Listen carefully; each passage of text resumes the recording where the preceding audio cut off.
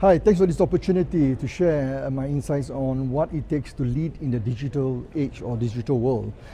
Today, the increasing volatility, uncertainty, complexity and ambiguity of the business environment requires leaders to be able to demonstrate a different set of competencies, which include creativity, critical thinking, or what we call cognitive readiness, which include critical thinking and emotional and social intelligence, to be able to solve many of the problems or challenges that is being created as a result of the digital revolution.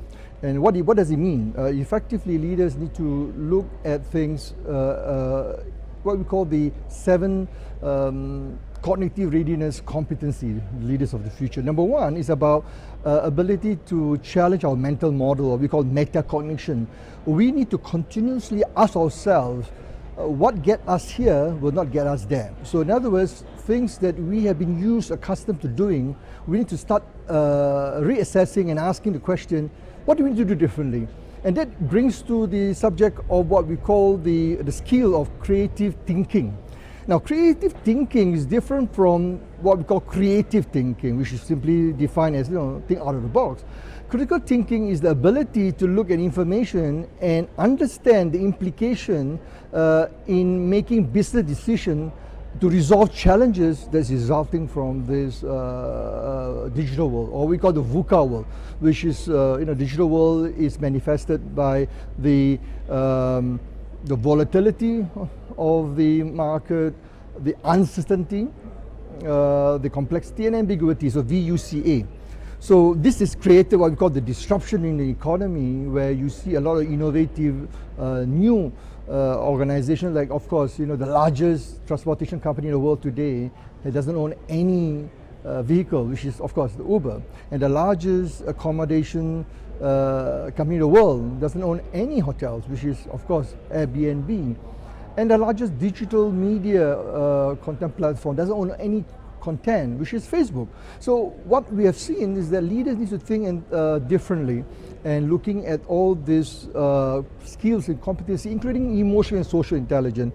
In 1993, I was interviewed in the National University of Singapore magazine, asking me what it takes to succeed in the future. That was about 4 years ago, and I talked about the need to lead with love, emotional intelligence, social intelligence. Interestingly, Jack Ma, in early this year in Canada at the Gateway 2017, he also said the same thing, exactly the same thing. He said we need to have LQ, means love quotient, not just EQ, not just SQ, social quotient, not just AQ, adversity quotient, but leaders of the future need to demonstrate a high empathy, build social intelligence, build relationship to be able to help the organization maneuver to the next level. So Jack Ma, who is the founder of Alibaba, as you know, is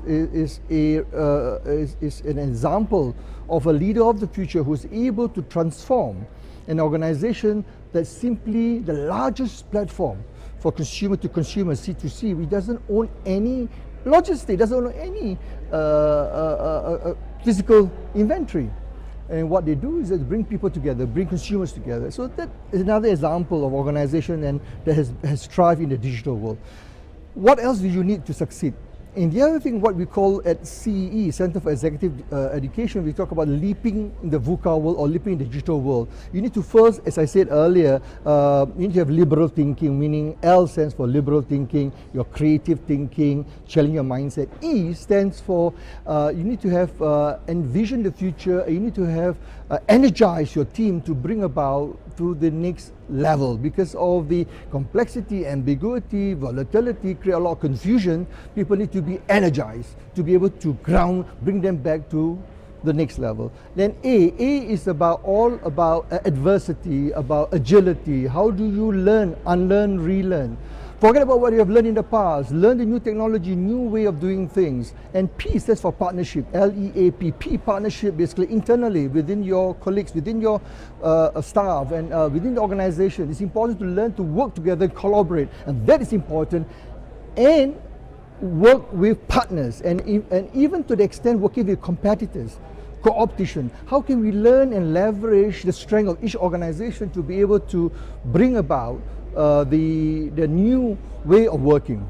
So it's not about just what makes you great as individual, as organization. How can we, as a community, collectively, how can we leverage that collective power, the collective wisdom to be able to bring the industry, your organization and the industry and the economy as a country to the next level. So generally, the future is bright. Now, a lot of people talk about which I will talk about in the presentation shortly later, about the doom and gloom of the digital economy. There are a lot of opportunity from nanotechnology, from artificial intelligence application in biotechnology, in manufacturing, in supercomputing technology in logistics, for example, drones, and how technology is being used in logistics. And interestingly, of course, manufacturing. Robots is going to replace many of the repetitive tasks, but that does not mean that we cannot exist.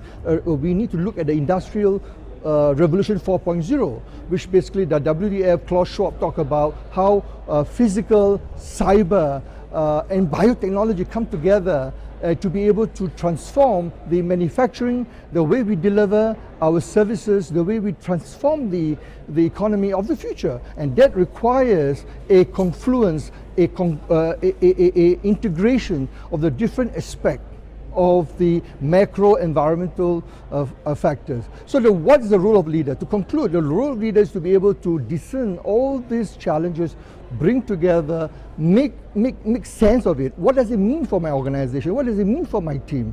What do I need to do differently? How do I transform my organization? How do I be able to make it a sustainable competitive advantage? Remember, at the end of the day, it's the people that matter, not technology. It's the people who makes things happen. So put your people, your leadership team, your staff ahead of the process and the technology. Technology is only an enabler, and that's something that is important to remember, that the future lies in you, the future leaders. The future lies in your people, not on the equipment, not on the technology, not on the robot. These are all merely enabler of success in the future. Thank you.